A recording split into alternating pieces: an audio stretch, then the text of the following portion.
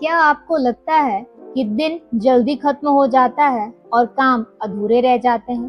तो ये वीडियो आपके लिए है, क्योंकि आज हम जानेंगे टाइम मैनेजमेंट की 5 स्वर्णिम चाबियां डॉक्टर सुधीर दीक्षित की किताब से। नमस्कार, स्वागत है आपका द रीडिंग नूब पर। डॉक्टर सुधीर दीक्षित द्वारा लिखित पुस्तक टाइम मैनेजमेंट, जिसमें हम समय को बेहतर ढंग से उपयोग करने के सिद्धांतों के बारे में जानेंगे। पिछले खंड 1 में हमने जाना 3 बुनियादी सवाल। पहला, आजकल समय कितनी कमी क्यों महसूस होती है? दूसरा, आपके पास दरअसल कितना समय है? और तीसरा, आपका समय कितना कीमती है? आइए अब आगे हम जानेंगे खंड 2, समय के सर्वश्रेष्ठ उपयोग के 30 सिद्धांत, जिसमें प्रतिदिन हम 5 सिद्धांतों के बारे में जानेंगे, जिसके वजह से हम विस्तृत रूप से इस सारांश को बेहतर ढंग से समझ पाएंगे।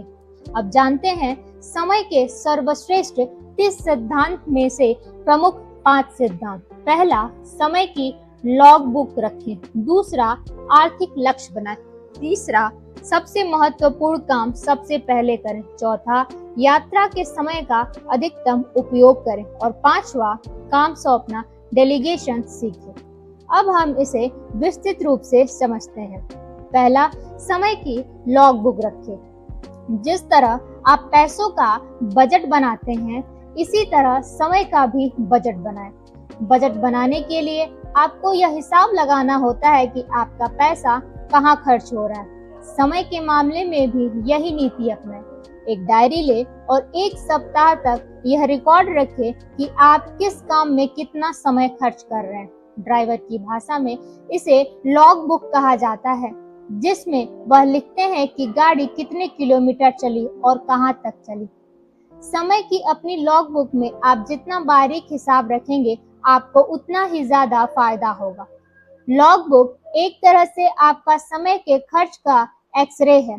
जब हम बीमार होते हैं और डॉक्टर के पास जाते हैं, तो वह सटीक बीमारी का पता लगाने के लिए मेडिकल टेस्ट और एक्सरे करवाता है।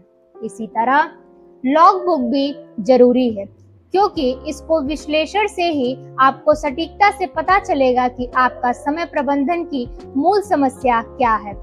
यह कभी न बोले कि समय प्रबंधन की पहली आवश्यकता यह जानना है कि आपका समय कहाँ है और कितना खर्च हो रहा है। आपको विश्लेषण का उद्देश्य पता लगाने के लिए कौन सी गतिविधियां निरर्थक या किन गतिविधियों में आप जरूरत से ज्यादा समय दे रहे हैं, जिन्हें छोड़कर या जिनके कटौती करके आप अपना समय खाली कर सकते हैं, गहराई से सोचें। क्योंकि अपने समय को खाली किए बिना आप नई गतिविधियां शुरू नहीं कर सकते हैं। अगर आप लॉग बुक रखने से पहले कोई आपसे पूछे कि आप कितना समय बर्बाद करते हैं, तो आप तैश में आकर जवाब देते हैं, मैं तो जरा भी समय बर्बाद नहीं करता। यह इंसान का स्वभाव होता है। वही हम मानते हैं कि वह हम जो कर रहे हैं वो सही कर रहे हैं। इसका मूल कारण यह है कि वह जानता ही नहीं है कि वह कुछ गलत कर रहा है। अगर उसे मालूम होता कि वह कोई गलत चीज कर रहा है, तो वह उसे करता ही नहीं। समय प्रबंधन के संदर्भ में दोष आपका नहीं है। वास्तव में आपको तो यह एहसास ही नहीं है कि आपका कितना समय अनावश्यक रूप से खर्च हो रहा है और कहाँ हो रहा है।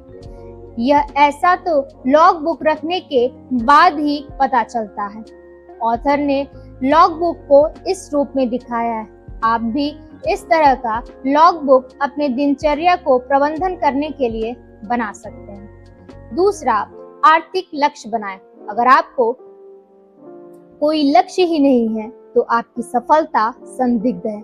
अगर आप यही नहीं जानते कि आप कहां पहुंचना चाहते हैं, तो आप कहीं नहीं पहुंच सकते हैं। जैसे किसी यात्रा पर जाने से पहले आपको यह पता होना चाहिए कि आप कहां जाना चाहते हैं। इस तरह आपको यह भी पता होना चाहिए कि आर्थिक क्षेत्र में आप कहां पहुंचना चाहते हैं, तभी आप वहां तक पहुंच सकते हैं।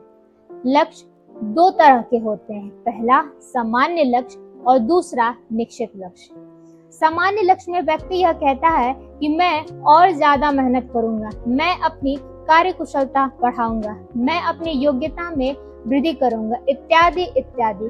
दूसरी ओर निश्चित लक्ष्य वाला व्यक्ति कहता है मैं हर दिन 8 घंटे काम करूंगा, या मैं हर महीने 20,000 कमाऊंगा, या फिर मैं सॉफ्टवेयर डिजाइनिंग का कोर्स करूंगा। स्पष्ट लक्ष्य वे होते हैं जिन्हें नापा या जांचा जा सकता है। उदाहरण स्वरूप, एक सेल्समैन की पत्नी अस्पताल में लंबे समय तक भर्ती रही। हैरानी की बात यह थी कि उसे साल सेल्समैन ने अपने सामान्य औसत से लगभग 2 गुना सामान बेचा। जब उसे उसकी सफलता का कारण पूछा गया तो उसने कहा कि अस्पताल का बिल उसके सामने रखा था और वह सटीकता से जानता था कि बिल चुकाने के लिए उसे कितना सामान बेचना होगा। इस उदाहरण से यह स्पष्ट होता है कि अगर कोई मनुष्य ठान ले तो वह अपने आर्थिक लक्ष्य हासिल कर सकता है, बशर्ते उसके सामने स्पष्ट लक्ष्य हो। तीसरा, सबसे महत्वपूर्ण काम सबसे पहले करें। अक्सर हमारे दिनचर्या इस तरह की होती है कि हमारे सामने जो काम आता है हम उसे करने लग जाते हैं, और इस वजह से हमारा सारा समय छोटे छोटे कामों में निपटाने में ही चला जाता है। हमारे महत्वपूर्ण काम सिर्फ इसलिए नहीं हो पाते हैं क्योंकि हम महत्वहीन कामों में उलझे रहते हैं। आइए हम इसे एक उदाहरण से समझते हैं। एक मशहूर संगीतज्ञ जब वायलिन बजाना सीख रही थी तो उन्होंने पाया कि उनकी प्रगति संतोषजनक नहीं है।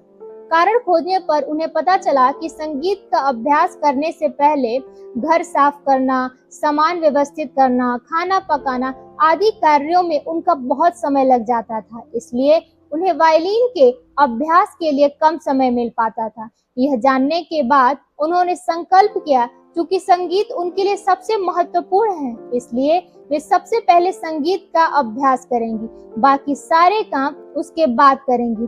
खुद को इस तरह अनुशासित करने के बाद उन्होंने संगीत के क्षेत्र में उल्लेखनीय प्रगति की, क्योंकि अब वह अपना सबसे महत्वपूर्ण काम सबसे पहले कर रही थी। इस उदाहरण से यह स्पष्ट हो जाता है कि महत्वाकांक्षी व्यक्ति को अपने सबसे महत्वपूर्ण काम सबसे पहले करना चाहिए, लेकिन इसके लिए उसे यह पता लगाना होगा कि सबसे महत्वपूर्ण काम है कौन से।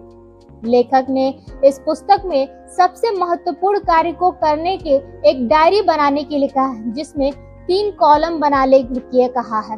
उसमें प्रथम कॉलम में अनिवार्य कार्य, द्वितीय कॉलम में महत्वपूर्ण कार्य और तीसरे कॉलम में सामान्य कार्य लिखकर एक डायरी को तैयार करने के लिए कहा है, जिससे वह अपने प्राथमिक कार्यों को निर्धारित कर सके और सबसे पहले उसी कार्य को करें। आइए जानते हैं चौथा, यात्रा के समय का अधिकतम उपयोग करें। हर सफल व्यक्ति अपने 24 घंटे में ज्यादा से ज्यादा उपयोगी काम करना चाहता है। माइक मर्डॉक ने कहा भी है, आपके भविष्य का रहस्य आपकी दिनचर्या में छुपा हुआ है। यात्रा आपकी दिनचर्या का एक महत्वपूर्ण हिस्सा है। आज हर व्यक्ति बहुत सी यात्राएं करता है जिनमें उसका बहुत समय लगता है। फर्क सिर्फ इतना होता है, जहां आम व्यक्ति यात्रा के समय में हाथ पैर धर कर बैठता है, वहीं सफल व्यक्ति अपने बहुमूल्य समय का अधिकतम उपयोग करता है। महात्मा गांधी यात्रा करते समय नींद लेते थे ताकि वह तरोताजा हो सके। नेपोलियन जब सेना के साथ युद्ध करने जाते थे तो रास्ते में पत्र लिखकर अपने समय का सदुपयोग करते थे। माइक्रोसॉफ्ट के संस्थापक बिल गेट यात्रा के दौरान मोबाइल पर जरूरी बातें करके इस सिद्धांत पर अमल करते थे। समय को लेकर सभी सफल लोग सफर करेंगे क्योंकि वे जानते हैं कि समय बड़ा बलवान होता है और इसके सदुपयोग से ही सफलता संभव है। आप और हम भी अपनी यात्रा के समय का लाभ उठा सकते हैं।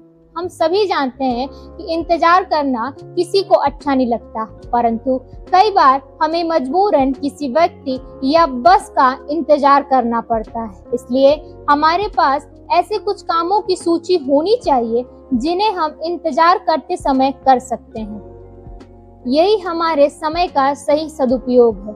मशहूर एस्ट्रोफिजिस्ट हरमन बॉन्डी को इतनी ज्यादा यात्रा करनी पड़ती थी कि वह अपने यात्रा के दौरान अपने ऑफिस का काम निपटा लेते थे। एक बार हवाई उड़ान में विलंब हुआ, जिसके कारण वह अपने समय का सदुपयोग करते हुए एक रिसर्च पेपर लिख डालें। इसे कहते हैं यात्रा के समय का सदुपयोग करना। समय का ध्यान रखेंगे तो समय भी आपका ध्यान रखेगा। आइए चलते हैं आगे। 5वां, काम सौंपना, डेलीगेशन सीखें। हर व्यक्ति यह चाहता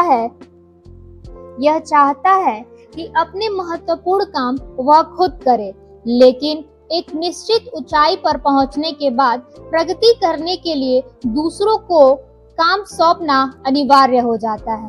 बिजनेस की शुरुआत में तो व्यक्ति सारे काम खुद कर सकता है, परंतु बिजनेस बढ़ाने के बाद काम इतना बढ़ जाता है कि सहयोगियों के बिना तरक्की नहीं हो सकती है।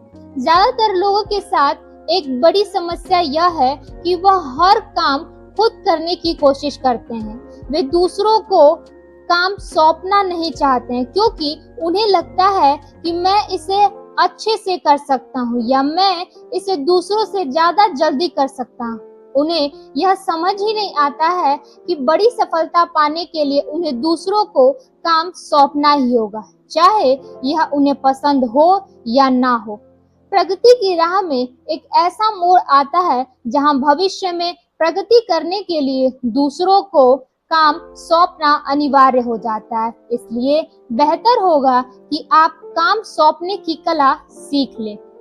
काम सौंपने की कला में निपुण होने के लिए सिर्फ 2 चीजों की जरूरत होती है। पहला, यह पता लगाने की कि कौन सा काम किसे सौंपे, और दूसरा, दूसरे को किस तरह का काम सौंपा जाए।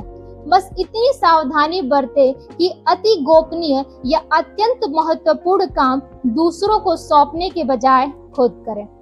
अगर आपको यह विस्तृत सारांश अच्छा लगा हो तो हमारे चैनल द रीडिंग नूक को जरूर लाइक, शेयर और सब्सक्राइब कीजिए। कमेंट करके अपना अनुभव साझा करें। द रीडिंग नूक, जहां किताबें बोलती हैं और जिंदगी बदलती हैं। मिलते हैं अगले वीडियो में। धन्यवाद।